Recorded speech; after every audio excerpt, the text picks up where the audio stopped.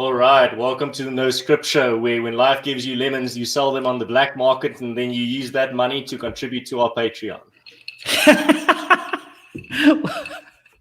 What Patreon, dude? We don't have a Patreon. We have a tier system, not like tier 3 subs type system, but like a tier system. How are you doing today, Mr. Moja? I'm a little bit exhausted. Actually, I had a farewell for one of my, I would say, closer female friends yesterday, and like the gravity of that actually hit me now. So like. Actually, while I still remember to say this, Tanya, if you're watching, I know your boyfriend likes to listen to our podcast. I just want to say farewell. You were an awesome friend, and I hope I get to see you again. I'm glad you found the love you finally deserved, and through all the trials and tribulations, I think that we helped each other quite a bit. And yeah, I wish you all the best. So have a good one. Yeah. Well, that's a very wholesome way to start the episode. Yeah. Well, yeah, I like to keep it wholesome, but I mean that's not what we're here for. We're here for the tech episode. So yeah, Odin, you've been studying the tech news that's been going on. Did anything catch your eye? Well, I mean, not that anybody cares, but the Pentagon just confirmed that alien spacecraft are real. So there's that. But I mean, isn't this like the story every 2 or 3 years or so? Then you get this, that's a nice banner we got there going at the bottom. Very nice. Yeah, we're all about our sponsors, but we'll talk about them in a minute. Well, my whole thing with this discussion was let's assume, like you said, Bob. I watched the Bob Lazar Flying Saucers episode, and let's take the Pentagon at their word. That has a lot of implications for some cool tech that I've always wanted to discuss, various things. So I don't know if there's any way particular you want to start off, but I've got a couple of things in mind. For me, it's just the strange thing that you get these types of utterances from very high-profile people from the American government. I mean, it's nothing new. It has happened in the past.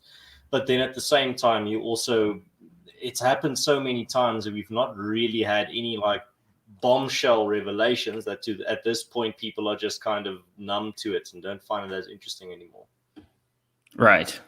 But you seem to find it very interesting and mind-blowing. Yeah, because it has so many implications. Like for starters, apparently their craft work on like gravity manipulation.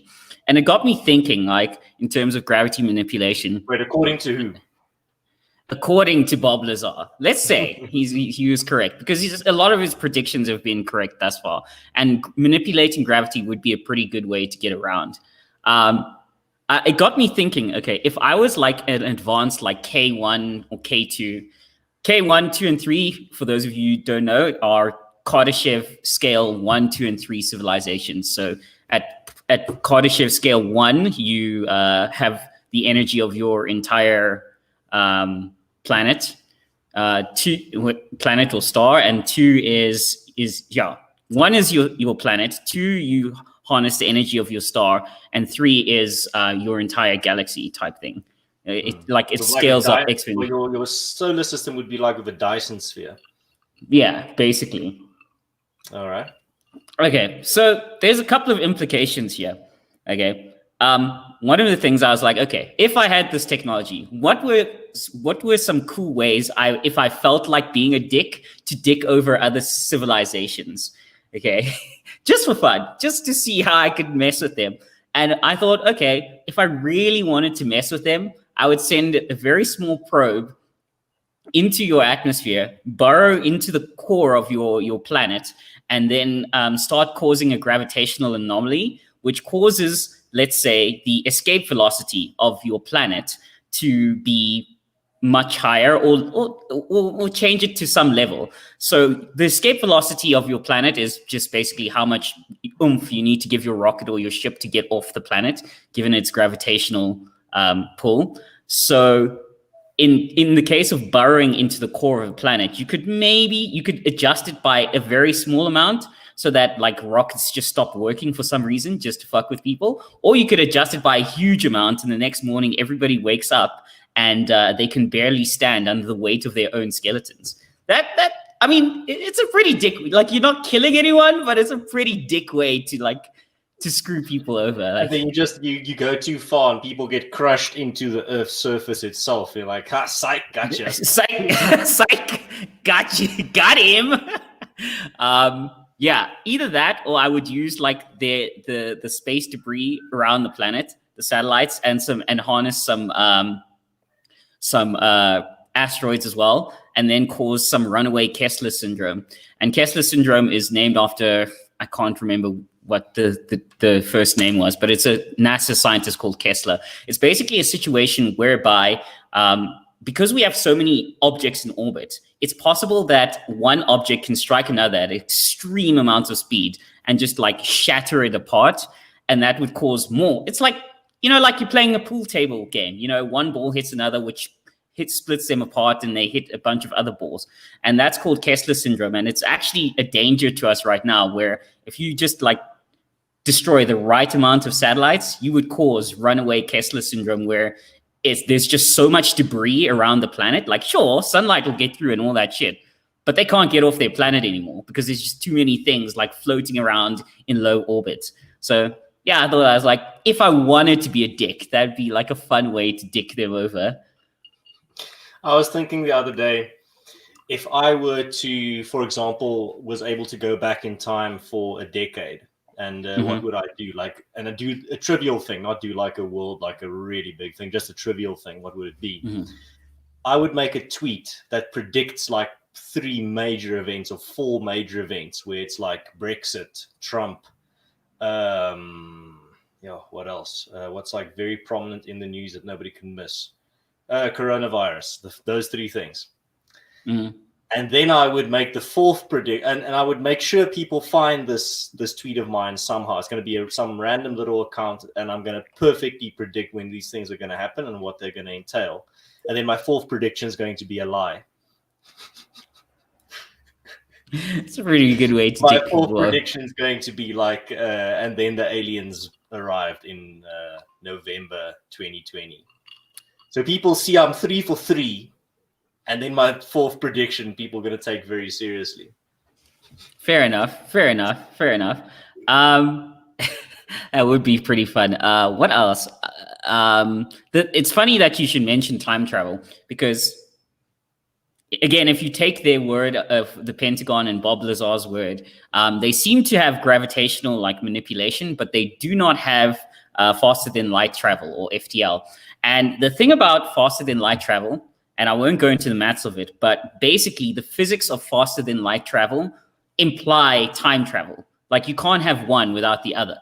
So if you have, and that's actually one of my pet peeves when I see like time travel or super light speed in a series, I'm like, okay, but if you can do super light speed travel, then you can do like time travel. Like, from a mathematical standpoint, it's like saying pure vegan ham slices made from real ham. Like, no, that it like, you can't have one without the other. Like, it has to. So yeah. Yeah, dude. No, time travel is a weird thing when it's in media, or in cinema, or in books, or literature, or fiction. Because according to me, you can do it right, but you have to write it in such a way that the time travel is just the theme of the story. The story shouldn't revolve around the time travel. So when you make the story revolve around time travel, then people are going to start nitpicking it, because the story is dependent on the time travel itself. But when the time travel is just there as like a little tool, but it doesn't really make sense, then it's fine, because then people won't really care too much, because it's not the main course. It's just a spice on the course. But when time travel, for example, becomes the main course, or the main focus of the story, or the film, or the book, then the reader has a full right to really start nitpicking it, because without the time travel, the story would just be completely nonsense and wouldn't make sense and would fall apart. But if it's just a little element there as like a storytelling tool, but it's not the main focus of the story, then I think it's fine. I think that's how you do time travel right. Right. Yeah, no, I think so. And it's I see Martin here's with like Penn. Yeah, your suggestion earlier, Penn and Teller Tell a Lie. That was an awesome show because it was just so hard to tell what was going on. Yeah, no, time travel can't be like the main like crux of it, and it's just I agree with that a lot, and it's like that's why I always feel the minute any story involves time travel, I'm like, okay, how is this going to turn out? Because it's just going to be like weird if they hype all the time travel to be everything about the story. So yeah. Yeah, I think, for example, Endgame doesn't do it perfectly, but it does it all right, that it is not so much a focal point that like the entire movie is like Avengers double point time travel movie or whatever. It's an integral part of the story, and it's a little too much. I think the story crutches a little too much on it for me to like say it's it's a good film, but it's not an incredibly good film. But then at the same time, it's not so much a focal point that it's going to distract me so much that I'm going to say, wait, this doesn't make any sense. It's just one huge plot hole. I don't really care about the different timelines, and it's not so integral that I have to care about the timelines and how the time travel works in that universe. Right. I mean, Avengers Endgame. So I actually made a couple of tweets about how Thanos did. That's why I'm bringing it up, because I'm trying to nudge you in that direction. And I don't understand why people were so touched on their studios about it. I was like people like he's a villain. I just see a single dad trying his best for all of us. Like I don't see that. But yeah. I see Ruan's in the chat. Yeah. How's it, Ruan? Actually, he should have been with us. We probably should have given you the invite. Sorry, Ruan. Our bad. Yeah. Like, I don't see why people hate Thanos so much. Like, he's literally, at least, even in the comics and in the MCU, he's like the most compelling villain that I've ever seen. Because he genuinely believes he's like some holy warrior on some mission. Like, that's what's compelling about it. And his cause, he's not doing it for like fame or whatever. Okay, well, in the comics, it's because he's obsessed with Lady Death. But like in the MCU, it's like he genuinely believes like this is the terrible price that has to be paid. And that's what's so compelling about him. He's not some mustache twirling, I'm gonna strap you to the railway tracks, Penelope. No, he's not that dumbass villain. He's a genuine, like, he believes in that cause. Bold move to end the first film on a villain victory. But I mean, that's how you wanted it to end. You didn't want actually a next film. I didn't want the next film. I'm like, yes, this is fine. Let it end like this. Like, I was like, I'm satisfied now. It's like one of my favorite books that I read was a while back was All Quiet on the Western Front. And I'm not going to spoil the ending, but a lot of messed up shit happens. It's basically the diary extracts from one of the young German soldiers fighting on the Western Front in the First World War, and it's just like there's no good ending. But that book was the first book that made me realize you don't always have to have a happy ending to have a good ending, if that makes sense. Yeah, I mean, now we just need to wait for like the revolutionary film where some director has the balls to actually make the villain win, and then just ends no new movie, no sequel, nothing. It's just the villain wins. That's the movie. Done. Like if they had ended Endgame on that, I'd be like, cool, done. I think one day we're going to see such a film. I think as our creative ideas are starting to get exhausted in regards to the same old formula we're seeing repeated over and over again in cinema, I think some renegade director is just kind of going to come along and have the objectively bad guy just win in the end, and then say, film franchise done. And as you know, just while we're discussing Avengers, you've been to my house and seen my gadgets. If all the podcast bros were the Avengers, like I would be Tony Stark. Let's just be honest. Like Tyrone Stark. Tyrone Stark. Yeah, dude, it's funny. I mean, we've mentioned it on the show before, but if there's a gadget that can improve your life in even the most minimal way, it's going to find its way into your living space one way or another. That's true. Do I need a kettle that tells me the precise temperature of the water it's boiling and change its color accordingly? By color. Probably not, but I'm not going to go back to regular kettles. That'd be barbaric. Why would I do that? Why would I do that? After the first human invented the spear, that you just go back to using a club. Like, why would I do that? Like, do I need like various like upgrades to my eyes and stuff? Probably not. But why would I not do that? Like, I mean, what's going to be the next upgrade? Bones. I'm thinking bones, man. I'm thinking bones. So you can superhero landing from your stoop when you jump down to the first floor. That like jump down and like catch it. Okay, for those of you who don't know, I live on a higher floor that myself and Arancia sit on with that beautiful fake grass many evenings, musing back and forth. And I've always thought, well, what if we knock something over and we have to go down? Like I'd have to like jump into the lower stoop, like, and just, so yeah, I think that bone upgrade is necessary. Somebody here is asking, what's your guys' thoughts on Xiaomi tech? Well, you'd have to specify, like, is it good? Is it bad? Do I trust it? Do I not trust it? Because that's tech, Odin? It's Xiaomi's electronics and telecommunications company in China.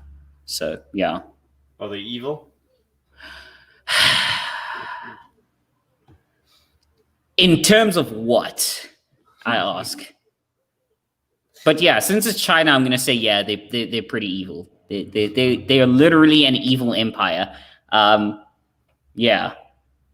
But back to the alien tech thing. The other thing that surprised me is that nothing, and I've mentioned this before, nothing we've seen or heard of about what they do breaks the laws of thermodynamics. And there's the 3 laws of thermodynamics, which in STEM are like the ironclad laws. You can't break these laws. Okay. And you and I have had this discussion, and the sort of the takeaway from it is that entropy always wins. Entropy always increases in a total system. So for our listeners and viewers who don't understand what entropy is the measure of orderedness or disorderedness in a system. So one of the famous and really easy ways to explain what entropy is that a block of ice is the least amount of entropy you can have, because all the water molecules are arranged perfectly, they're in order, and they're set. And over time, it melts into water, and it's just like random water molecules just sitting there. And basically, we came to this realization that entropy always wins. In the greater system, entropy always wins. And I know now there's going to be a bunch of people who are going to be like, oh, but in a localized system, entropy can be beaten and blah, blah, blah, blah. Fine. Okay, smart guy. But that's like saying when you and your girlfriend are alone in a bedroom, you're the greatest lover on planet Earth with the biggest dick. Sure. But that's not true in the entire fucking system. Okay. So it's just like, no. Yeah.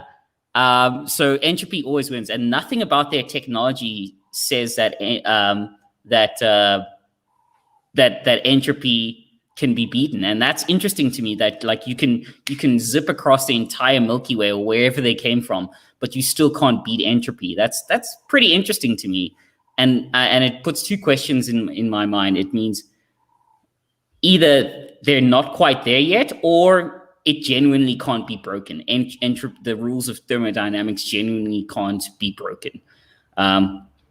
And so if the rules of thermodynamics genuinely cannot be broken, it means that one of the likeliest ends for the universe is heat death of the universe, because it all like melts down eventually. The stars burn out, everything, and it just turns into this giant cool soup of particles.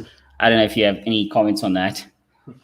I don't have a lot of comments on the inevitable heat death of the universe, but I do have some comments on the type of tech that we might expect to see. Something strange about the idea of extraterrestrial life has always been to me, and I don't see anyone really mentioning it. So you get a variety of sizes of planets. I mean, there are planets out there that makes Earth tiny little spot. Yeah, Earth is a small rocky planet. You get mega Earths that are like tens of times bigger than Earth. Right, but then if you take that into account, and then you look at science fiction, in all the science fiction, the aliens are always as big as us. They're always not human proportions aside. They are roughly the size of a human. They might be a little bit taller. They might be a little bit smaller, maybe, but they're always within like the human space in regards to their size. But if you take the vast array of Earth-sized planets that you can find out there, the chances are they're probably super huge, like massive, like not even like we'd look like ants to them, or they are at least like 2 stories high. They're probably not human-sized. That's a good point. There is so there's depends on the gravity of their planet, of course. Yeah, there's a variation on size. So as you say, like gravity of their planet. So there's the inverse square law, which I actually explained in terms of radio waves on Twitter earlier. But the thing is, depending on the gravity of your home planet, that sets a maximum as to how big you can be. So elephants are pretty much the biggest things that can really move, like, and they have to move slowly. I mean, obviously dinosaurs were here before, but there was different like atmosphere and like but you don't get much bigger than I think like a brachiosaur or whatever, like because the weight of how big you are would kill you. Too much. You just have to ingest so much fuel. Yeah. And that's the other thing, that you have to ingest so much fuel. I'm glad you brought that up, because that brings up conservation of energy. And it's actually one of the reasons why we don't eat well, aside from the parasites that are in them, one of the reasons we don't eat predators is in general is the conservation of energy rule, which and it has to do with, again, with thermodynamics, which for those of you that are listening that don't understand, is basically like, let's say the sun irradiates energy, and I have 1,000 joules of energy, and it hits the earth, and it hits a blade of grass, and it transforms that 1,000 joules of energy into 100 joules. Then a cow eats it and efficiently converts it, and then that comes down to 10 joules.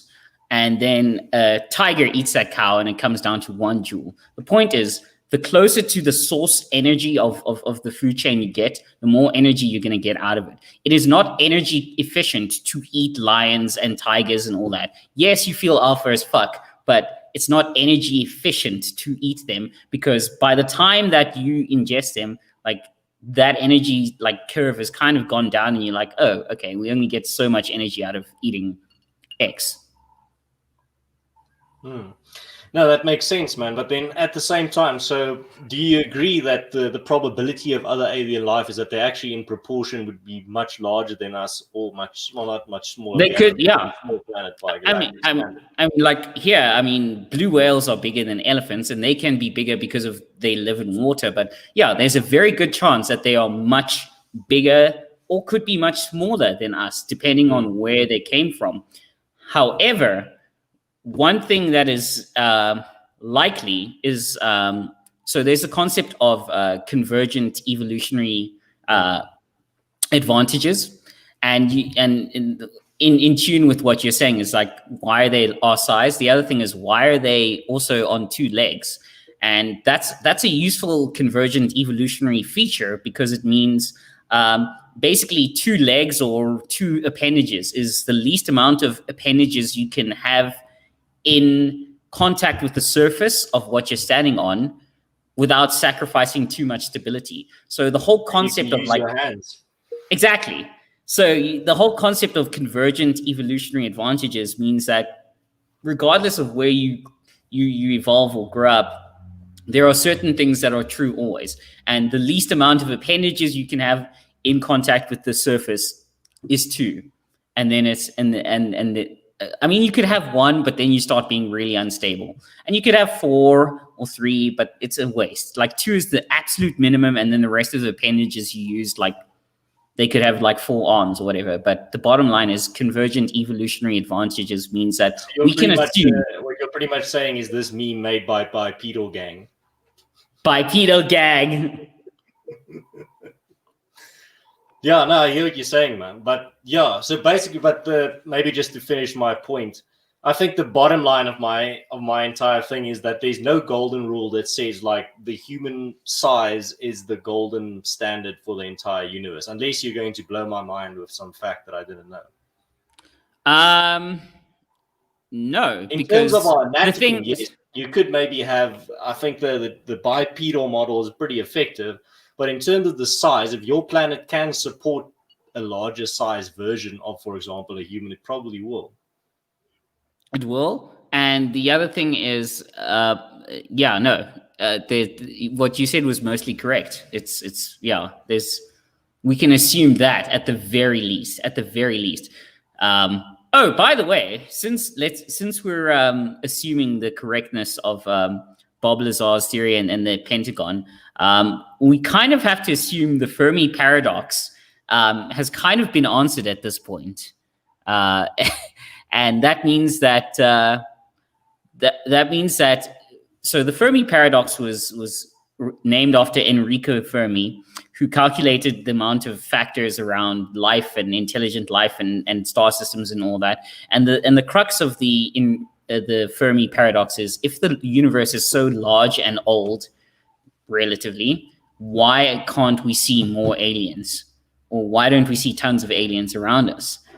And now, let's say, maybe these craft are real and they came from another galaxy even. Maybe that means that on average, intelligent life only happens once every galaxy. But we still should be able to see most of them. And one of the things is, so basically now, if these craft are real, it means that the Fermi paradox just went from where or do the aliens exist to now it means why can't we see talking to us? Yeah, why aren't they talking to us?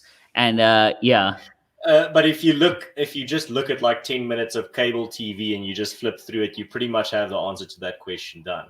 Or like to a few TikToks, man, then you pretty much have the answer already. Well, that's the thing. Okay, so it comes down to population and detection. Okay, so let me put it to you this way. Yeah, okay, let's assume, again, this is all real. We can believe what we've been told. Population and detection. First of all, how many of them are there? And second of all, detection methods. So let's say, because we use like radio signals and all that to try detect, and we also take in like infrared stuff. Obviously, the further into the universe you look, the further back in time you're looking. So let's say there's a bunch of them out there. I have some theories as to why we can't see them or won't see them. Okay, so before you go into the theories, I'm just going to go get a glass of water, but please continue with the theories, man. I'll be back in just a second. You do that, bro. And by the way, now would be a time. Ron says, humans are product of environment. Yes, as is everyone else. Was just about to say evolutionary races. So similar instances, case for similar. Yes, KLM Pace, you are correct. Was just about to say evolution makes us as we are now. So similar instances would be the case for similar life forms. Yeah, it's evolutionary convergence, basically, what I was discussing earlier. So basically, the crux. Sorry, I was just reading some comments. The crux of all this is that there's a couple of reasons why we can't see them. By the way, sweet mug there, bro.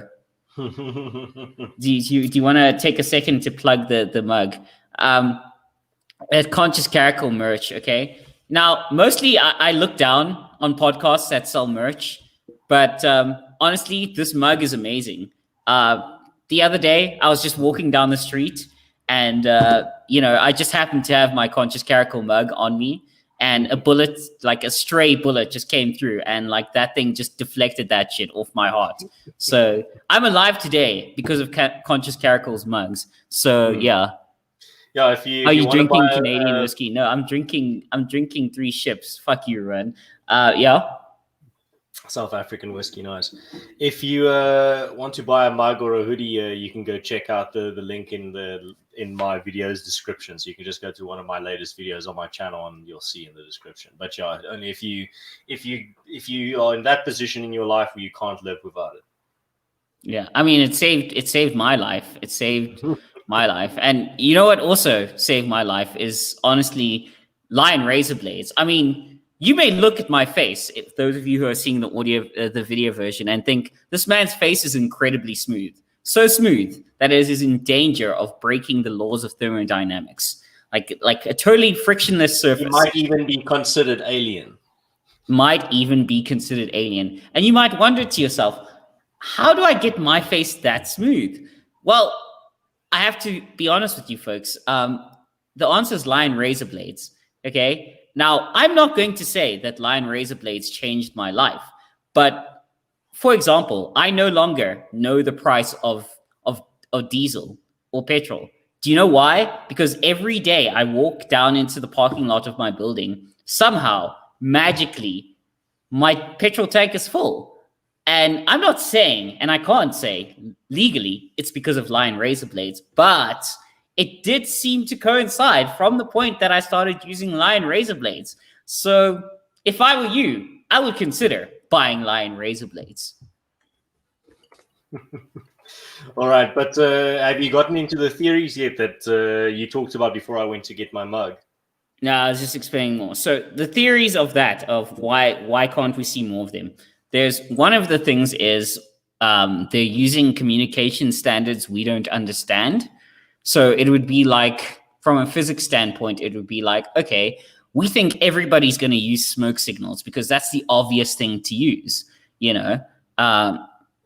Meanwhile, they're using radio, you know, to show you the scale difference. And maybe these aliens that crashed here happen to see a wisp of our smoke signal, and they're like, okay, cool, we're gonna crash land there. There's something there. So it's entirely possible they're using a communication platform we do not understand yet or have no conceptualization of yet. But yeah, like that's what I think is the most likely thing, that they're using a communication standard. But also, we don't. I don't know if we've talked about it on the show before, but we've talked about it in person, definitely, and that is the small window, that intersection that needs to happen for the two races to meet each other, or the two species. Exactly. It's also, that's the other thing, is that you have to, you know, I mean, space is like, yeah, I mean, space is so vast.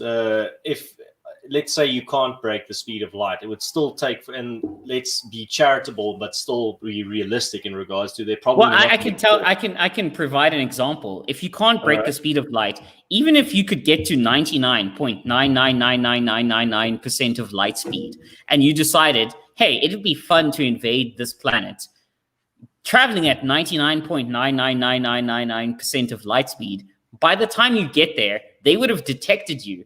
Everybody else would have seen you getting there, and hard luck, bud. But by the time you got there, because of the difference between, you know, time and relativity, their technological advancement would have been so high that what you detected and thought was an easy target like 100 years ago is a totally different battleground, and you would get your ass handed to you. No, that's right. But at the same time, let's say, for example, I mean, humanity worth examining is probably, let's be very charitable with humanity. Let's say post-industrial revolution.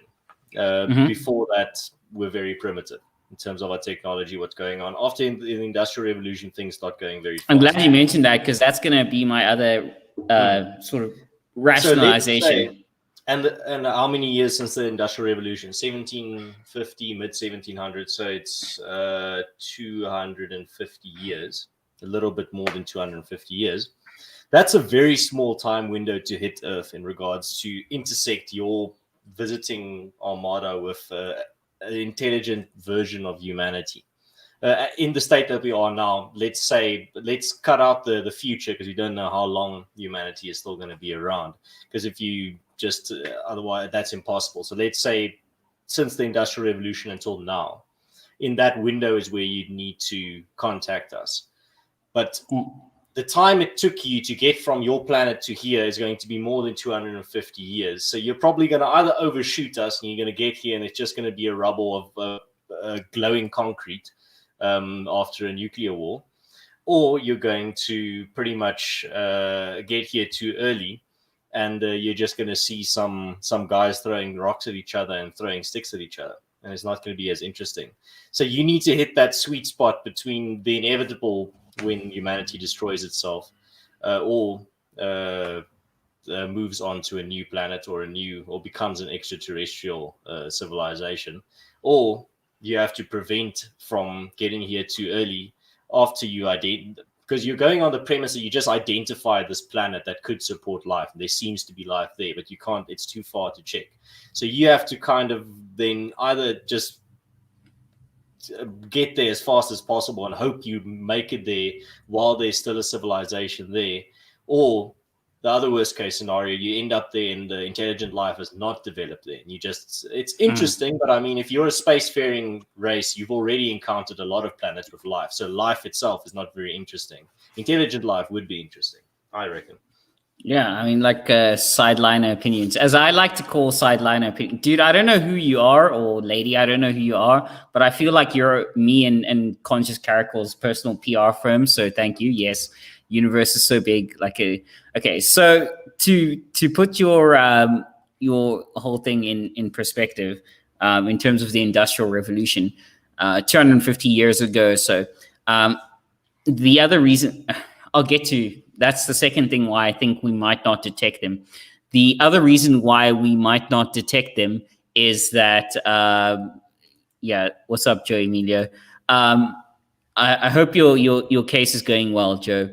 The other reason why we might not detect them is our thought paradigm, because prior to the Industrial Revolution, everybody thought that we could all live just in the countryside. That's the rational thing to do, because 90% of humanity had to live producing its own food. Now it's like a tiny fragment of humanity produces all humanity's food. And none of us, or a very small percentage of us, live in true countryside. And that's because the Industrial Revolution enabled all these technologies and revolutions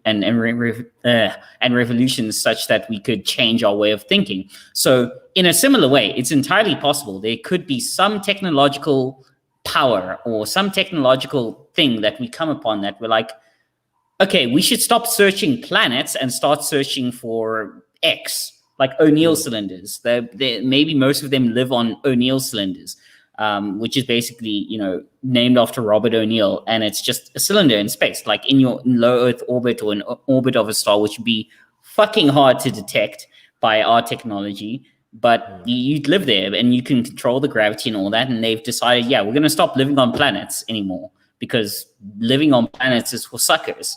It's like, to put it in perspective, everyone, living on a planet versus living on an O'Neill cylinder is like saying, it's like saying, let's live in this cave versus let's blow up this mountain, take the rocks and build a house. That's an O'Neill cylinder. You have so much more control over what's happening with your living space. And that's why a lot of people love O'Neill cylinder. Well, I'm a big fan of the Astronomy Cast podcast, and Spencer changed my mind. I was like, we should live on planets. And I'm like, after his whole speech, I'm like, actually, gravity wells are for suckers. Fuck. Mars is fine, really. Mars is fine, but I'd like to see us build a lot more O'Neill cylinders so that we can. Sideline Opinions makes a very good point there in the chat. Yeah, it's like I've told you, Odin, where if you draw a line in the sand as the difference in complexity between humans and ants, for example, it's pretty clear that there's a distance. But if you zoom out to the point, for example, let's say you zoom out to the height where a plane flies, that line is going to be almost indistinguishable. Yeah. So if you have a race that's so far ahead of humanity in regards to complexity and technology, that gap between humans and ants would become so small and insignificant they would just classify us as the same thing. Oh, look, these little insects create order. They build little nests. Oh, look at these apes. They create little nests. Well, like you said, like you brilliantly said, in terms of entropy, life is the ultimate fuck you to entropy, because we actually like order things, and like despite the losing battle we are fighting, life creates order. And not just the intelligent life, the less complex life also creates order. Like I just said with the ants and any type of animal like a spider or something that creates a web, that's still order, that's still structure. By the way, to flick back to the non-detection issue, there's another thing is light lag. If the light lag is, remember, like the time it takes the light to reach us is quite a while.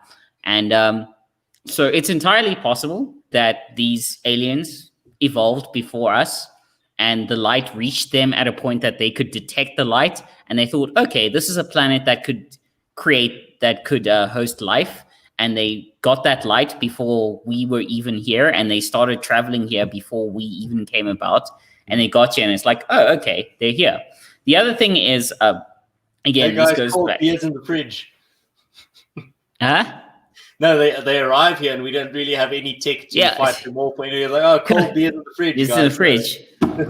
It's like, the other thing is detection. So to put it in perspective, guys, if there was another civilization with the same level of technological advancement as us within 100 light years, we wouldn't be able to detect them, because we just don't have the energy and the radio or whatever technology to detect them.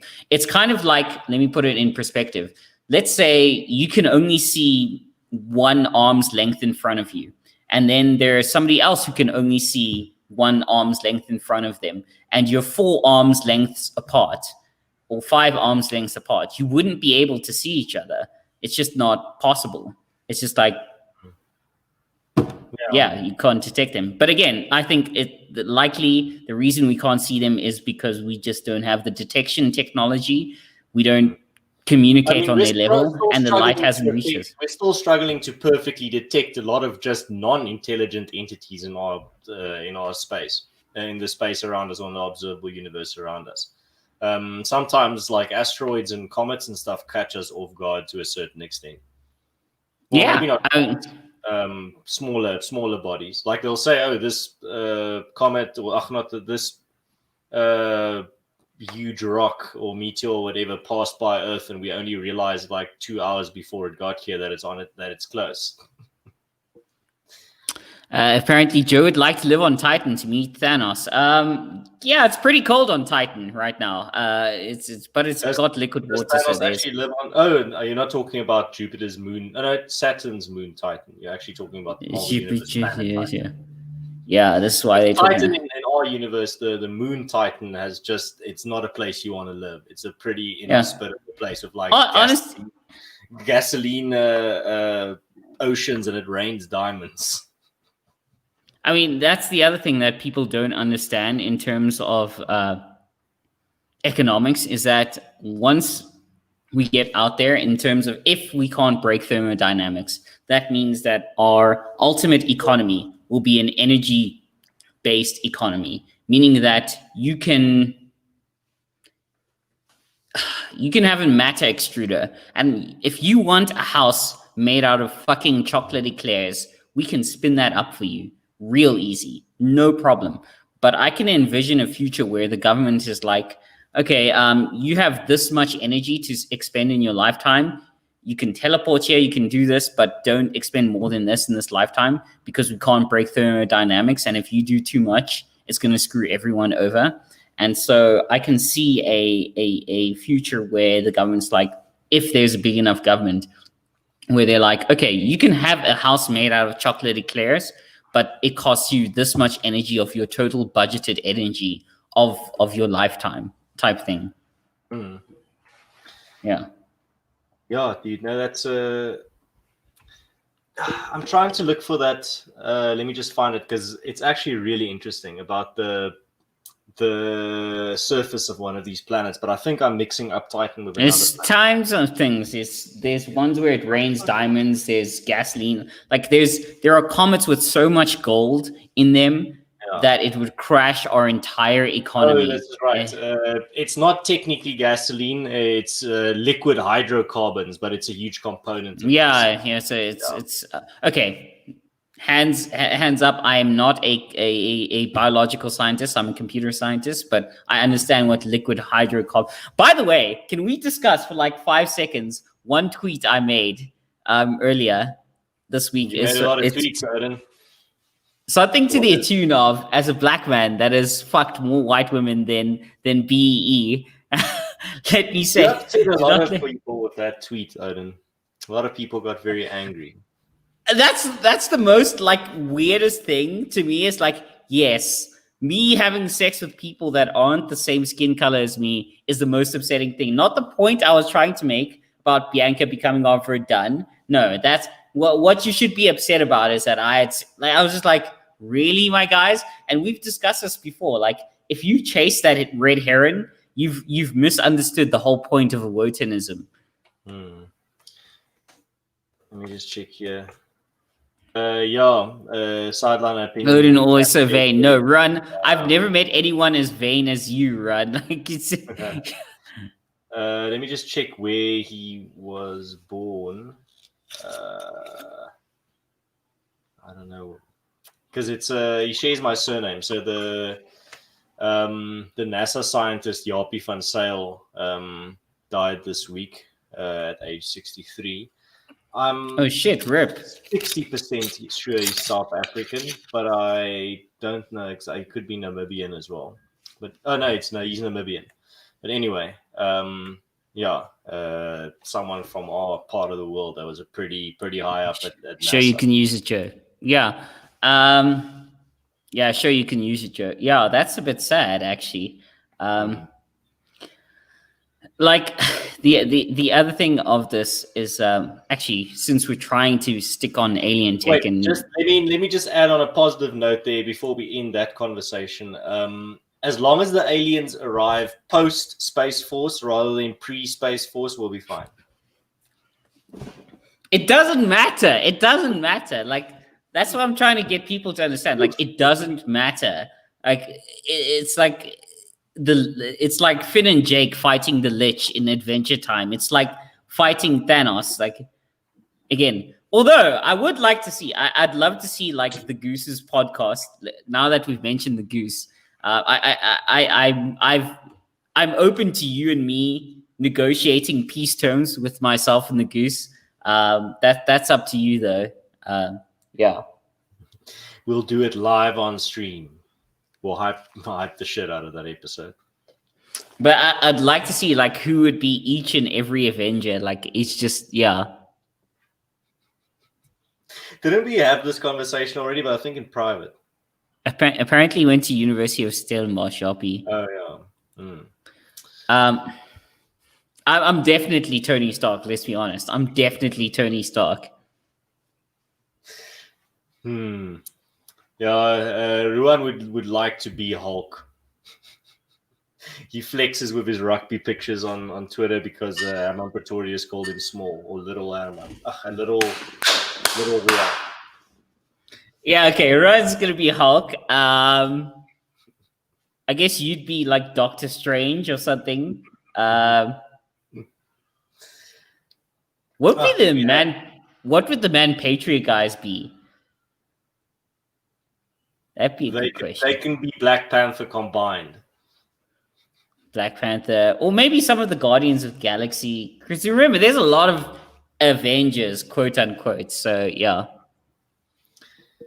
Yeah, sure, dude. But at the same time, in regard maybe to my final thoughts on the extraterrestrial thing, I don't think like I said earlier, if you have a alien race that's able to travel around the galaxy pretty efficiently and visit countless planets, I don't think we're going to be terribly interesting. Like, we're not going to be the first intelligent life they find, probably. Well, yeah, So, of course. yeah, we're probably not too high up on their list, and we are pretty obsessed with the fact that we want to talk to aliens. But I agree with Stephen Hawking when he says we might. Apparently, I'm have to Rocket. have That's insulting, man. After I had your back, bro. I'm totally Tony Stark. You've never been to my house. I'm Tony Stark.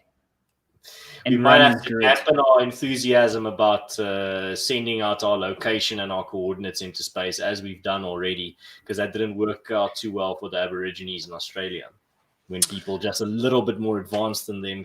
Well, that's the thing with that argument. My issue with that argument is based on limited resources, and there is a lot of resources in the universe. Like I said, there are giant asteroids you could mine that have so much gold in them it would crash our economy forever. We would consider gold utterly worthless. And if you're at that, yeah, but I mean, like if they have that ability, they have the AI to navigate to certain places, and they have so much automation, they could just mine out asteroids that have so much gold. Okay.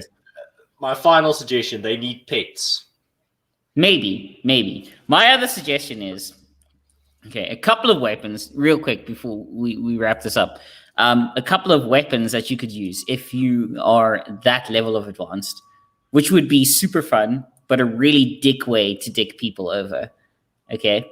And my first one would be what my boy Isaac Arthur calls a relativistic kill missile. And you know that I'm a total Isaac Arthur fanboy. Like I'm just like he's just my hero. Like if I ever get the chance to meet him, I'm just like, dude, like he's my hero. So a relativistic kill missile is basically an object that's guided to a planet or planets. It's a bunch of objects where it's traveling at such a percentage of light speed that when the collision happens, the explosion is so enormous. It's so like it would put our biggest sort of like nuclear weapons to shame, because again, you can have nuclear weapons to do shit, or you can have, again, just pure kinetic energy, like something the size of, this glass tumbler that I'm holding that they won't see on the audio version. Like if it's traveling fast enough and it hits something, it would put like the Tsar bomber to shame. Like it's just like it's insane. So that's one of the ways you could have like some doomsday weapon. The other way is if you could build reflectors around your host's sun, or like your sort of one star, and you could focus a beam of energy into, and I'm not going to take Isaac Arthur's wind out of his sails because he actually did an episode on this, where like you basically just build a bunch of reflectors and you focus that beam on a planet, and it just exorcises that planet. It's just like it's done. Like you focus that beam and it sunburns everyone on that planet so much that they give up, because pretty much it's like when the entire human race. Yeah, it's like when you're a kid and you have like that magnifying glass and it's like focusing that glass on ants. It's that on a whole new level, Scale. Pretty much. The other one would be a form of black hole bomb, because again, and I keep explaining this to people, there's this weird paradox that people don't understand the difference between the mass of a black hole and the size of a black hole. And like the size of a black hole, like if you replaced our sun with a black hole, the same, like all its mass turned into a black hole, and again, many people have said this, what would happen is almost nothing, actually. It would have the same gravitational pull on everything. So in gravity terms, we'd still sort of, rotate around it. We'd all just die because we're missing the sunlight and the heat. So that's what would happen if the sun turned into a black hole. And I've said this before, is that the basically anything can turn into a black hole as long as it crosses its Schwarzschild radius. Shout out to Joseph Schwarzschild, which is basically I'm just thinking about the unintended consequences of like this alien race that doesn't understand. They have an understanding of black holes close to a layman human, and they just replace the sun with a black hole because I think it will suck in everything and destroy the Earth. And then the unintended consequences is, yes, it destroys your enemy, but not how you thought. They just die because they don't have the sun, and all their crops die. Pretty much, that's what would happen to us. Like we'd freeze and all that. But I mean, like Mercury would be fine because it's sun. Venus would be fine. It's finally cooled down. But like for us, it'd be death because there's no like radiated light and heat. But there's still that gravitational pull. But so that's different. So let's take a 5 Rand coin, for example.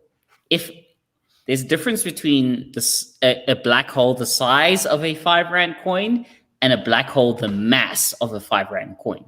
And I'll explain this real quick. So a black hole the size of a 5 Rand coin would basically sink out of your pocket, gobble you up and gobble up Earth, and it would probably okay, I'm not a physicist, computer scientist again, but from the math that I understand, it would probably just take Earth's new orbit, but as a black hole. Like it has that, like as long as you're outside of a black hole's event horizon, you're fine. Like there's nothing it can do to you. So it would take Earth's place.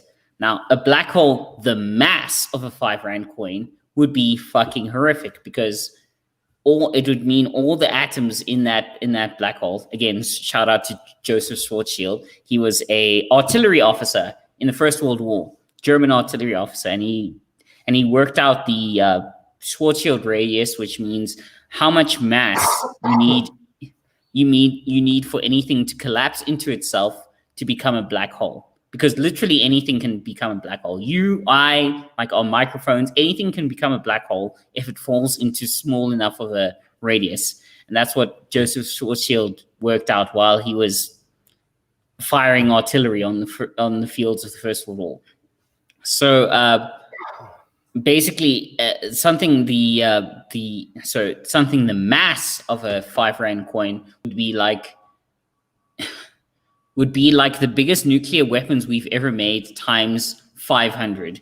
Because what happens again with black holes is that they slowly radiate what's called Hawking energy, and it reaches a critical point where it's radiated enough Hawking energy that it bursts out in some sort of new sort of genesis, bursts out all its mass, and it fires off like a gamma ray burst or something like that. So I would say the most deadly thing you could use as a weapon is either a black hole bomb, where you just make like a really small black hole and it just explodes and it rips apart your enemy's thing, your enemy's the weaponized black hole be a black hole with the mass of a 5 Rand coin or the size of a 5 Rand coin? The mass of a 5 Rand coin. That shit would just destroy people.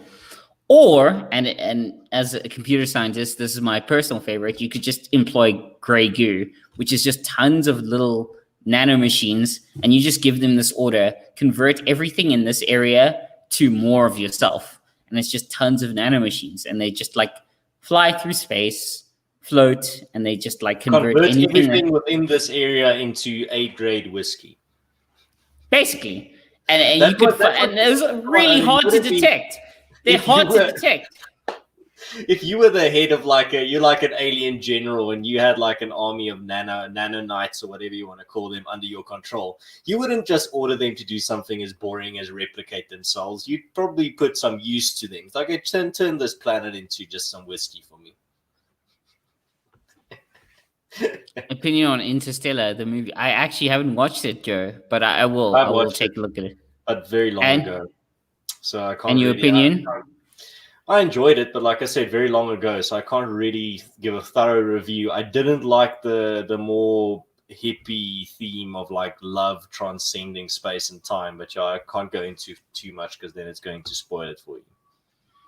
Apparently, we don't know how old Earth is. That's entirely possible. Yeah, there could have been somebody more. I'm more. pretty sure how old Earth is. I don't think we can be sure about if we are the first intelligent civilization here. I think that's probable, but I think we're pretty sure about the age of the Earth. with our current level of dating. Current level of dating.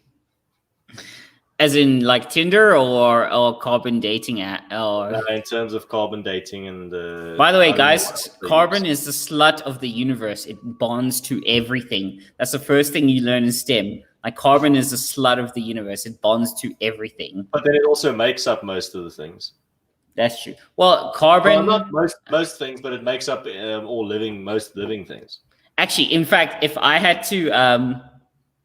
if you had to put up a warning sign to other civilizations, what I would do is increase the metallicity of every star on the border of our territory.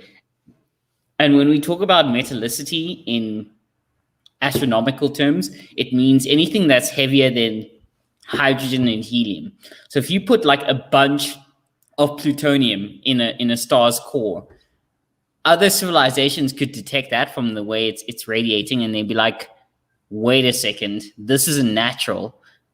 They're able to produce this much plutonium and put that there. That would be like a giant "don't fuck with us" sign, because we can hurt you. That would be my way of protecting. That would be like building a wall out of outdated nuclear weapons, like out of your previous versions of your nuclear weapons that have been disarmed. You just build a wall out of them. Yeah. So, gang, when we talk about metallicity in stars, it means anything heavier than hydrogen and helium, which means pretty much most of the periodic elements. All right, Odin, I think we're going to have to wrap it up. I still have a lot of things to do tonight. Same. But yeah, if you have any final thoughts, then I'll give my final thoughts, and then we can say goodnight to the audience that have been great tonight. Final thoughts. Oh, wow. The show will never sell out, and anyone that drinks with us as JB's is always welcome. We love you, JB's Pub. It's probably the greatest pub I've ever been to in my life, and I am deeply thankful for my friendship with people like you, Ernst, and people like Ron, even though he's a bit of a dick at times. And I'm deeply thankful for that. And in terms of, I see there's a lot of this rhetoric of how do we beat the left? It's not always about beating. It's about synthesis, first of all. And second of all, even if it is about beating the left, we don't beat them by like fucking them over and being pieces of shit. That means you become what you hate.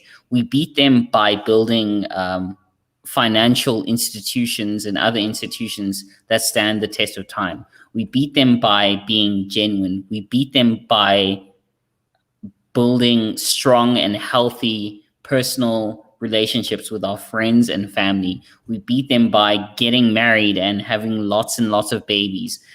There's this famous story of... And demographically replacing them. I like your thinking. Yeah, there's this famous story of a German general that saw a train of American supplies passing through France, and tanks and sort of stuff.